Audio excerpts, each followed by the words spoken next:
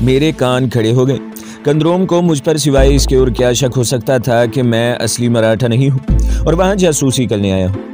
یہ بات میرے مشن کے لیے انتہائی مہلک ثابت ہو سکتی تھی۔ میں نے کندروم سے مزید محتاط رہنے کا فیصلہ کر لیا، لیکن تھوڑی ہی دیر بعد کندروم نے ایک ایسی بات زبان سے نکال دی کہ مجھے فوری طور پر اپنا پہلا فیصلہ منسوخ کر کے دوسرا فیصلہ کرنا پڑا، اور میرا دوسرا فیصلہ یہ تھا کہ مجھے کندروم کو جتنی جلدی ہو سکے ٹھکانے لگا دینا ہوگا۔ اس کے ساتھی نے اس سے پوچھا تھا کہ وہ اس پر کیا شک کرتا ہے، پھاڑیکر مراٹھا نہیں تو پھر کون ہے؟ کندروم نے اسے جواب میں کہا، ابھی مجھے صرف شک ہے، جب مجھے یقین ہو گیا تو پھر میں اسے یہودی فوجیوں کے حوالے کر دوں گا جو اسے اسی وقت گولی مار کر ہلاک کر دیں گے۔ اب بات واضح ہو چکی تھی۔ اب میں اس ٹو میں تھا کہ یہ اپنے ساتھی کو میرے بارے میں مزید کچھ بتاتا ہے کہ نہیں۔ اگر بتا دیتا ہے تو پھر اس کے ساتھی کو بھی اگلی دنیا میں پہنچانا ضروری ہے۔ اس کے ساتھی نے پوچھا، کندروم میں تمہارا دوست ہوں، کچھ مجھے تو بتاؤ۔ لیکن کندروم بڑا گہرا اور ہوشیار شخص تھا، کہنے لگا، ابھی نہیں گپا، وقت آنے پر سب سے پہلے تمہیں بتاؤں گا، آؤ اب واپس چلتے ہیں۔ تاڑی کا نشہ ٹوٹ رہا ہے۔ میں نے اپنے آپ کو گھاس میں چھپا لیا اور سر گھاس کی جڑوں کے ساتھ لگا کر بالکل بے حس ہو گیا۔ مجھے انسانی قدموں کی آواز سنائی دینے لگی جو مجھ سے تھوڑے ہی فاصلے پر سے پچھلی بستی کی جانب چلی گئی۔ جب مجھے یقین ہو گیا کہ یہ لوگ جا چکے ہیں تو میں وہیں لیٹے لیٹے پیچھے کو گھوم گیا۔ اب میں پستول اپنے پاس ہی رکھنا چاہتا تھا، چنانچہ میں رینگ رینگ کر اپنی جھونپڑی کے عقب تک پہنچا اور پھر بھاگ کر اندر داخل ہو گیا۔ میں نے پستول کو جھونپڑی کے گڑھے میں دوبارہ چھپا کر اوپر زمین پر ٹارچ ڈال دیا۔ جھونپڑی میں اندھیرا تھا، اس کا بانسوں کی شاخوں والا دروازہ بند تھا، مچھر راگ الاپ رہے تھے۔ میں سوچ میں پڑ گیا، کندروم کو تو اب زندہ نہیں رہنا تھا، مگر اس کے ساتھ گپا کے دن بھی لگتا تھا پورے ہو گئے۔ کندروم کی لاش جب جنگل میں ملی تو گپا کے دل میں یہ شبہ ضرور ابھرے گا کہ اسے میں نے مارا ہے، کیونکہ کندروم اسے میرے بارے میں بتا چکا ہے کہ میں کوئی پراسرار آدمی ہوں اور اصلی مراٹھا نہیں ہوں۔ پھر کندروم نے اس کے آگے یہ بات بھی کی تھی کہ وہ مجھے یہودی فوجیوں کے حوالے کرنے کا ارادہ رکھتا ہے۔ ظاہر ہے ان تمام قوائف پر غور کرنے سے گپا کا مجھ پر شک پختہ ہو جائے گا، اور پھر عین ممکن ہے کہ وہ انتقام لینے کے لیے کسی یہودی افسر سے جا کر میرے بارے میں بات کر دے کہ یہ مراٹھا نہیں ہے اور کندروم کو اس پر شبہ ہے۔ یہودی فوجیوں کے لیے مجھے گرفتار کرنے کے لیے اتنا ہی کافی ہوگا۔ وہ اپنے جزیرے پر کسی مشکوک آدمی کا وجود بھلا کیسے گوارا کر سکتے ہیں؟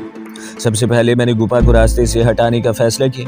میں اسے پستول کی گولی سے ہلاک نہیں کرنا چاہتا تھا، پستول کی گولی اس کے جسم سے برآمد ہو سکتی تھی، مجھے گولی ضائع کرنے کی ضرورت بھی نہیں تھی، اس کے لیے ایک رسی کا ٹکڑا ہی کافی تھا۔ گپا اور کندروم بستی کے جنوب میں الگ الگ جھونپڑیوں میں رہتے تھے، اور مجھے معلوم تھا کہ وہ رات کو اکٹھے بیٹھ کر تاڑی پیتے ہیں۔ اس رات تو میں سارا دن برسام صاحب کے بنگلے پر کام کرتا اور گپا کو راستے سے ہٹانے کے منصوبے پر غور کرتا رہا۔ منصوبہ بڑا صاف تھا، مجھے گپا کو کسی طریقے سے اندھیرے میں تالاب کی طرف لے جانا تھا، اور اس احتیاط کے ساتھ کہ اسے میرے ساتھ جاتے ہوئے کوئی نہ دیکھ سکے۔ کندروم کے بارے میں مجھے پتا تھا کہ وہ فوجی بیرک میں صفائی کا کام کرتا ہے اور شام ہی کو کام سے چھٹی کر کے بستی میں چلا جاتا ہے۔ میں نے وقت سے پہلے بستی آنے کی ضرورت محسوس نہ کی۔ اپنے وقت پر اندھیرا ہو جانے کے بعد بستی میں آ گیا۔ رمیا اور اس کی بیوی سکمنی میرے لیے کھانا رکھے انتظار کر رہے تھے۔ روز کی طرح انہوں نے مجھے کھانا دیا۔ سنتا نے کوکو بنا کر دی اور بیزاری سے جھونپڑی کے اندر چلی گئی۔ میں کوکو پی کر نیند کا بہانہ بنا کر اپنی جھونپڑی میں آ گیا۔ اب میں رات گہری ہونے کا انتظار کرنے لگا۔ مجھے نیند بالکل نہیں آ رہی تھی۔ میں نے صبح ہی سے ایک رسی کا 2 گز کا ٹکڑا جھونپڑی کے کونے میں لا کر چھپا دیا تھا۔ جب رات کافی گزر گئی اور بستی کے سب لوگ سو گئے تو میں نے رسی اٹھا کر اپنی کمر کے گرد لپیٹی اور چپکے سے جھونپڑی سے باہر نکل کر درختوں میں سے ہوتا ہوا بستی کے جنوب کی طرف چلنے لگا۔ میں پھونک پھونک کر قدم رکھ رہا تھا۔ ایک چھوٹا سا چکر کاٹ کر میں گپا کی جھونپڑی کے عقب میں پہنچ گیا۔ اس کی جھونپڑی پر گہری خاموشی طاری تھی۔ میں دبے قدموں چلتا جھونپڑی کے دروازے کی طرف آ گیا۔ جھونپڑی کے اندر سے گپا کے ہلکے ہلکے خراٹے لینے کی آواز آ رہی تھی۔ میں نے بڑی احتیاط سے بانس کے دروازے کو ذرا سا کھسکا اور پرے کیا اور رینگتا ہوا جھونپڑی میں داخل ہو گیا۔ اندر کونے میں مٹی کے تیل کا چھوٹا سا لیمپ جلملا رہا تھا اور جھونپڑی میں مٹی کے تیل کے ساتھ تاڑی کی بدبو شامل ہو رہی تھی۔ گپا تاڑی پی کر فرش پر چادر اوڑے بے سود پڑا تھا۔ میں رینگتے رینگتے اس کے منہ کے پاس آ گیا۔ وہ گہری نیند سو رہا تھا۔ میرا ٹارگٹ میرے سامنے تھا۔ میں نے رسی کمرے سے کھول کر اس کا پھندا بنا کر ہاتھوں میں پکڑا اور گپا کے سرہانے کی طرف جا کر اسے آہستہ سے ٹہوکا دیا۔ दूसरी तीसरी बार हिलाने से वो एकदम से हड़बड़ा कर उठ बैठा। मैं इसे सिर्फ बिठाना ही चाहता था। दूसरे ही लम्हे रस्सी का फंदा इसकी गर्दन में तंग से तंग होता जा रहा था। फिर गुपा मर गया। मैंने इसकी लाश को उठाकर कांधे पर डाला और झोंपड़ी से निकलकर जंगल वाले तालाब की तरफ रवाना हो गया। तालाब भी अंधेरी रात में सुनसान था और वहाँ जैसे उल्लू बोल रहे थे। मैंने गुपा की लाश तालाब के किनारे एक जगह अंधेरे में रख दी और तलाश करके एक बड़ा पत्थर लाया। लाश को रस्सी की मदद से इस पत्थर के साथ बांधा और फिर बड़े आराम से इसे तालाब में डाल दिया। गड़प की आवाज़ के साथ भारी पत्थर गुपा की लाश को लेकर तालाब में गायब हो गया। एक दुश्मन बड़ी खुश असलूबी से मौत के घाट उतार दिया गया था। मैं खामोशी से जंगल में गुजरता वापिस अपनी झोंपड़ी में आकर लेट गया। दूसरे दिन गुपा शाम तक नजर न आया तो बस्ती वालों ने इसकी तलाश शुरू कर दी। कंदरोम खास तौर पर इसके लिए बहुत फिक्रमंद था। रात को मैं काम खत्म करके वापस आया तो कंदरोम ताड़ी पीकर बस्ती के सब लोगों को गालियां बक रहा था। रमिया ने मुझे कहा कि मैं इस तरफ न जाऊं क्योंकि वो मुझे भी गालियां दे रहा था। मैंने कहा, दादा वो मुझे क्यों गालियां देता है? मैंने इसका क्या बिगाड़ा है? दादा बोला, बस मैंने तुम्हें बता दिया था, फट गया। कंदरोम बड़ा बदमाश और बदकिरदार है। वो मेरी बच्ची की ज़िंदगी तबाह करना चाहता है, इसलिए वो मेरा और तुम्हारा भी दुश्मन बन गया है कि मैंने इसे अपनी बच्ची का हाथ नहीं दिया। मुझे कंदरोम की गालियां बकने की आवाज़ें साफ सुनाई दे रही थी। रमिया ने कहा, गुपा कहीं गुम हो गया है तो इसमें बस्ती वालों का क्या कसूर? हो सकता है वो ताड़ी पीकर कहीं जंगल में बेहोश पड़ा हो। मैं मस्कीन बना सर झुकाए कांसी की थाली में मोटे चावल खा रहा था जिसमें पतली मदारस दाल डाली हुई थी। सुखमनी और सनता कंदरोम की गालियों की वजह से झोंपड़ी में चली गई थी। खाना खाने के बाद मैंने रमिया दादा को हाथ जोड़कर प्रणाम किया, इसके घुटने छुए और अपनी झोंपड़ी की तरफ चला गया। रमिया नारियल पी रहा था। बोला, तुम आराम करो बेटा, मैं इसे संभाल लूंगा, तुम्हें बाहर आने की कोई ज़रूरत नहीं। मैंने एक बार फिर वापस मुड़कर बड़ी आजी से दादा रमिया को हाथ जोड़कर राम राम किया और अपनी झोंपड़ी में आते ही चौकन्ना होकर बैठ गया। कंदरोम बिफरा हुआ था, इसे ताड़ी चढ़ गई थी और वो अब मेरा नाम लेकर मुझे गालियां देने लगा था। मैं अपनी झोंपड़ी में इसे निमटने के लिए पूरी तरह तैयार बैठा था। खतरा था तो यही कि कहीं वो गालियां देता नशे की तरंग में मेरी झोंपड़ी में न आ जाए। फिर मैं इसे हलाक नहीं कर सकता था, लेकिन मेरी खुशकिस्मती और इसकी बदकिस्मती इसने ऐसा न किया और गालियां बकता बकता अपनी झोंपड़ी में जाकर पड़ गया। मैंने अपनी झोंपड़ी का मिट्टी के तेल का लैंप बुझा दिया, ये जाहिर करने के लिए कि मैं सो गया हूँ मगर मैं जाग रहा था। जब हर तरफ मौत जैसा सन्नाटा तारी हो गया और मेरी घड़ी में रात ने 11 बजा दिए तो मैं अपनी झोंपड़ी से बाहर निकला। इस वक्त मेरे हाथ में सिर्फ एक रुमाल था। मैं कंदरोम की गर्दन और मुंह पर अपनी उंगलियों के निशान नहीं छोड़ना चाहता था। इसकी वजह यह थी कि 2 रातों के अंदर अंदर एक शख्स के गायब हो जाने और दूसरे के पूरे सरार तरीके से मर जाने के बायस वहाँ के यहूदियों को शक हो सकता था। मुमकिन था वो इस तरफ बिल्कुल तवज्जो न देते क्योंकि एक शख्स ज़्यादा ताड़ी पीने से भी मर सकता था, लेकिन अगर इनको शक पड़ गया तो वो लाश को अपनी मॉडर्न लेबॉर्ट्री में ले जाकर कंदरोम के चेहरे और गर्दन पर मेरी उंगलियों के निशानात ले सकते थे। जंगल पहली रात की तरह खामोश और तारीख था। बस्ती की लालटेन बुझ गई थी, सब गहरी नींद सो रहे थे। यहाँ तकरीबन सभी मर्द रात को ताड़ी ज़रूर पीते हैं। इनका ख्याल था कि इससे इन्हें मच्छर नहीं काटते और इन्हें मलेरिया नहीं होता। मैं दबे दबे कदमों चलता कंदरोम की झोपड़ी के करीब आकर रुक गया। झाड़ी की ओट में होकर इर्द गिर्द का गहरी निगाह से जायजा लिया। झोंपड़ी का दरवाज़ा थोड़ा सा खुला था। अंदर से कंदरोम के नशा और खराटों की आवाज़ आ रही थी। ये बड़ा आसान टारगेट था। मैं इसे हलाक करते हुए शर्म महसूस कर रहा था, मगर ये मेरे मिशन का एक हिस्सा था। मैं झोंपड़ी की दीवार से लगा एक एक कदम एहतियात से उठाता दरवाजे की तरफ खिसकने लगा। बस मेरी सारी एहतियात सिर्फ इतनी थी कि बस्ती का कोई आदमी मुझे झोंपड़ी में दाखिल होते हुए न देख ले। एक बार झोंपड़ी में दाखिल होने के बाद मुझे किसी तरफ से कोई खतरा नहीं था। मैं झुक कर बैठ गया और बैठे बैठे झोंपड़ी के अंदर दाखिल हो गया। झोंपड़ी में अंधेरा था और ताड़ी की बदबू से फिजा बोझल हो रही थी। कंदरोम फर्श पर ही पहलू के बल पड़ा था। इसकी गर्दन में रुमाल डालने की देर थी कि मेरे एक ही झटके ने इसका काम तमाम कर दिया। अगले रोज़ वो अपनी झोंपड़ी में मुर्दा पाया गया। सबने यही समझा कि ताड़ी ज़्यादा पी जाने से सोते में ही इसके दिल की हरकत बंद हो गई है। किसी ने कंदरोम के बारे में कोई अफसोस न किया क्योंकि उसने सारी बस्ती का नाक में दम कर रखा था। दादा रमिया बहुत खुश था कि इसकी बेटी का दुश्मन ख़त्म हो गया है। मेरे लिए ये ऐसी बात थी जैसे मेरे रास्ते में केले का छिलका पड़ा था जिसे मैंने पाँव से एक तरफ हटा दिया। 1 महीना गुजर गया लेकिन मुझे कोई कामयाबी न हुई। अभी तक सोनिया के सिलसिले में मुझे मामूली सी कामयाबी भी नहीं हुई थी। इस दूर अफ्तादा खुफिया इसराइली कॉम्प्लेक्स में एक कुशादा स्टोर भी था जहां से खाने पीने और रोज़मर्रा इस्तेमाल की दूसरी अशिया मिल जाती थी। एक शाम बरसाम की यहूदी बीवी ने मुझे साथ लिया और स्टोर में सौदा सलफ खरीदने आ गई। یہاں اس کی ملاقات ایک یہودی میجر کی بیوی سے ہوئی۔ دونوں آپس میں عبرانی زبان میں باتیں کرنے لگے۔ وہ بڑی آزادی سے ایک دوسرے کے خامندوں کے بارے میں باتیں کر رہی تھیں، کیونکہ انہیں یقین تھا کہ میں ان کی زبان بالکل نہیں جانتا۔ وہ اپنے خامندوں کی عیاشیوں کی داستانیں بیان کر کے ایک دوسرے سے ان کا سدباب کرنے کی ترکیبیں پوچھ رہی تھی۔ میجر کی یہودی بیوی نے کہا، میں نے تو اپنے خامند کو الٹیمیٹم دے دیا ہے کہ اب اگر تم شراب پی کر جیل کی طرف گئے تو میں تمہیں گولی مار دوں گی۔ میرے صاحب کی بیوی نے تعجب سے پوچھا، تمہارا خامند شراب پی کر جیل کس لیے جاتا ہے؟ میجر کی یہودی بیوی نے ناک سکوڑ کر کہا، وہاں یروشلم کی ایک لیڈر عورت عمر قید کاٹ رہی ہے، یہ اس سے ملنے جاتا ہے۔ وہ بڑی بدمعاش عورت ہے، میں نے سنا ہے کہ ایک بار جیل کے وارڈن سے مل کر یہاں سے فرار ہونے کی کوشش بھی کر چکی ہے۔ برسام کی بیگم بولی، بہن میرا خامند شراب ضرور پیتا ہے مگر جیل والی عورتوں کے پاس نہیں جاتا ہے۔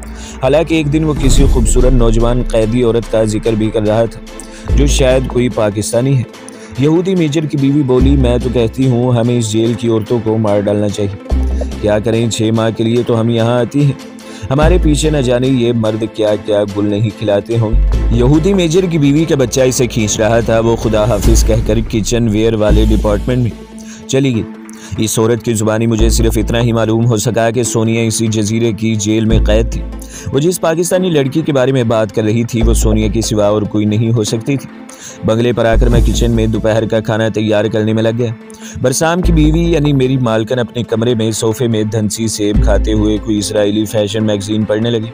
میں اسے کافی دینے کے لیے اس کے ایئر کنڈیشن کمرے میں گیا تو وہ صوفے پر ٹانگیں پھیلائے رسالہ پڑھ رہی تھی۔ ادکھایا سیب اس کے بائیں ہاتھ میں تھا۔ میں نے کافی خاموشی سے میز پر رکھ دی۔ کھڑکی کا پردہ ہٹا ہوا تھا اور دن کی روشنی اندر آ رہی تھی۔ کمرے میں ٹھنڈک کے ساتھ ساتھ بڑی خوشگوار خوشبو پھیلی ہوئی تھی۔ میں جانے لگا تو یہودی عورت نے آواز دی، ڈیکر الماری سے میرا سگریٹ کیس پکڑا دو۔ یہ لوگ مجھے پھاڈیکر کی بجائے ڈیکر کہہ کر پکارتے تھے۔ میں نے سلور کا سگریٹ کیس الماری سے نکال کر بیگم کو دیا اور اس کے ہاتھ دیکھ کر کہا، میڈم آپ کے ہاتھ کی لکیریں بڑی ونڈرفل ہیں۔ اس قسم کی باتیں عورتوں کی بڑی کمزوری ہوتی ہیں، چاہے وہ کسی ملک سے ہی کیوں نہ ہو اور کہاں سے تعلق رکھتی ہوں۔ ایسا میں نے جان بوجھ کر کیا تھا۔ اس بھاری بھرکم یہودی عورت کے پھیکے نیلے ڈیلے مجھے تکنے لگے۔ ارے ڈیکر، کیا تم ہاتھ کا علم جانتے ہو؟ میں نے کہا، یس میڈم، میں نے ایک انڈین جوگی سے یہ تھوڑا تھوڑا سیکھا ہے۔ یہودی بیگم نے اپنا ہاتھ میرے آگے پھیلا دیا۔ تو پھر بتاؤ ہماری قسمت میں کیا لکھا ہے؟ میں نے بیگم کا ہاتھ تھام لیا اور اس کے ہاتھوں کی عام قسم کی الجھی سی لکیروں کو غور سے دیکھنے لگا، جن کے خطوطوں اور زاویوں کو میں بالکل نہیں سمجھتا تھا، مگر میں انہیں اس طرح غور سے دیکھ رہا تھا جیسے ایک لکیر سے واقف ہوں۔ 2-3 بار میں نے سر کو اس بات میں ہلا کر ایک بار نفی میں ہلایا تو بیگم بولی، ڈیکر کچھ مجھے بھی بتاؤ، میری قسمت میں کیا لکھا ہے؟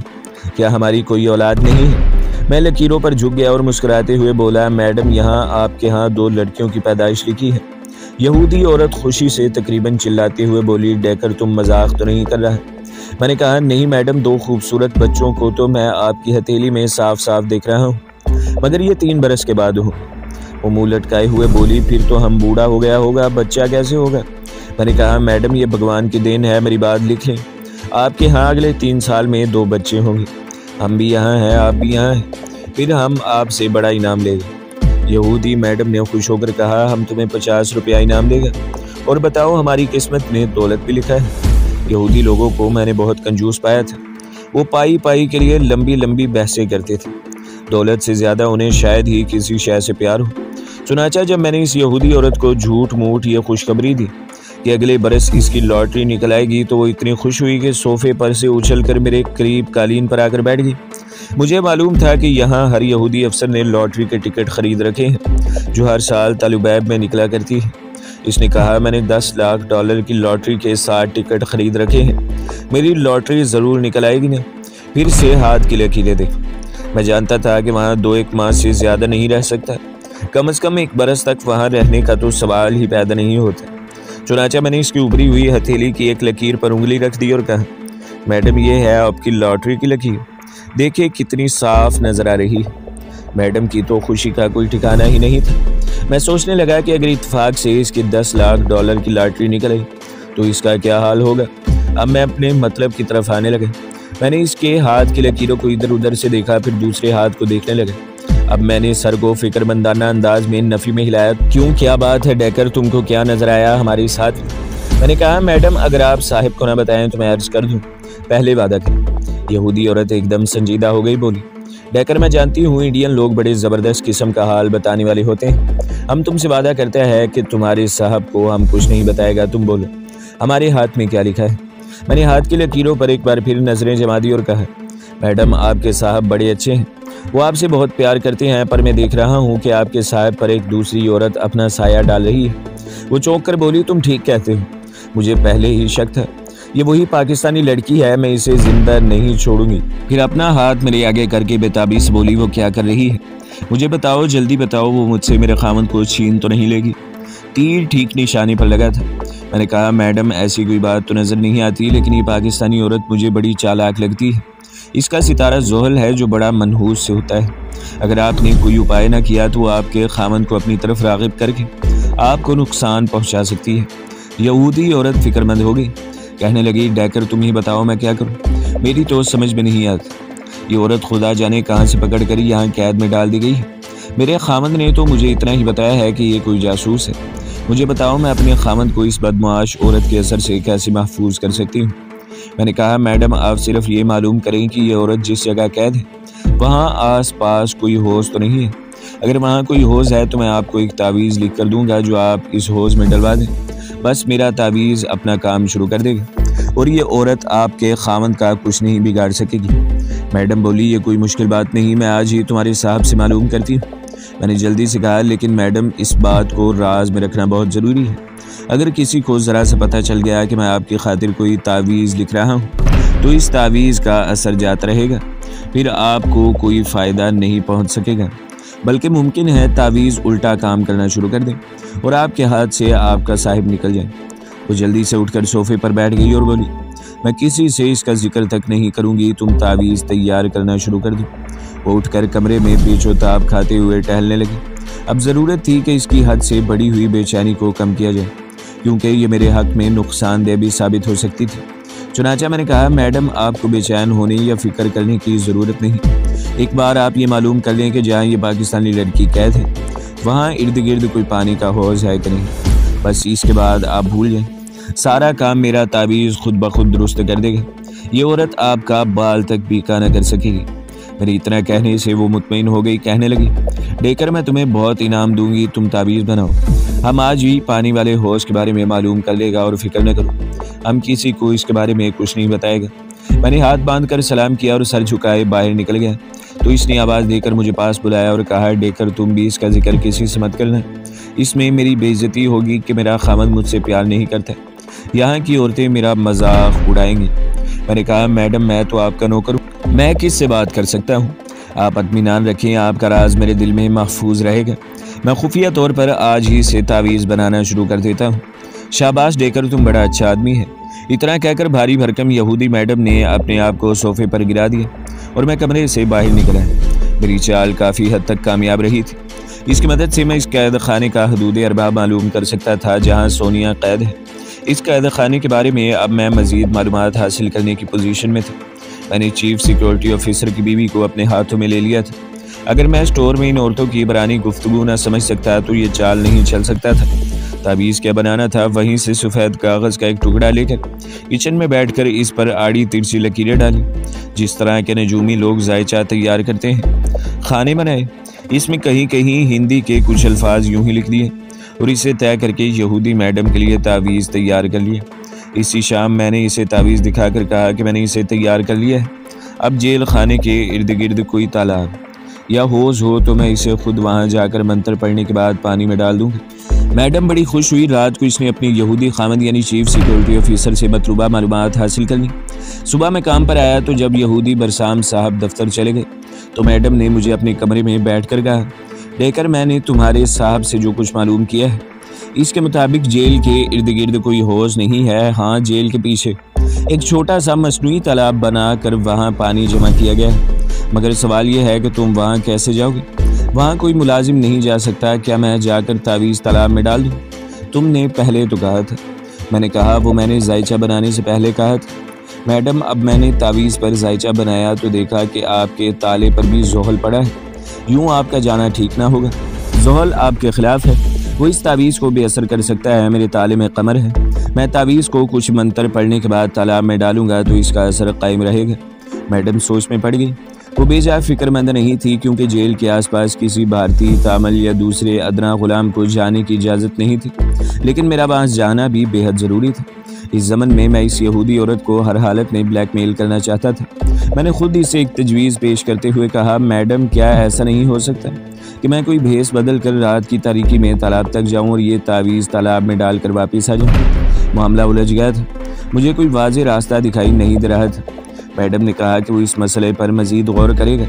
वो मुझसे ज़्यादा परेशान थी, मैंने इसे परेशान कर दिया था। उस रोज़ मैं बंगले की सफाई पर मामूर एक बूढ़ी तामिल औरत से देर तक बातें करता रहा।